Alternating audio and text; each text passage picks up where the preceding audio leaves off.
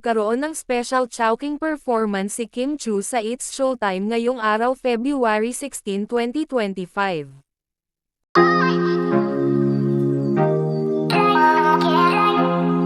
Ngayong araw nga ay may special performance si Kim Chiu sa It's Showtime kasama ang kanyang endorsement na Chowking.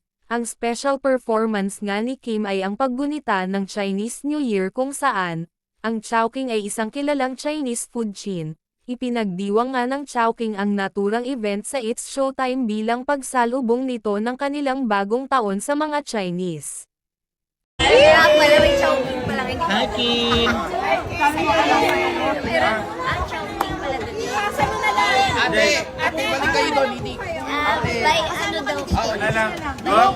Hala, matapos ngang mag-perform sa Chowking sa It's Showtime ay dumaricho na si Kim Chiu sa kanilang The Alibay Grand Mediacon ni Paulo Avellino na magaganap ngayong 3 p.m.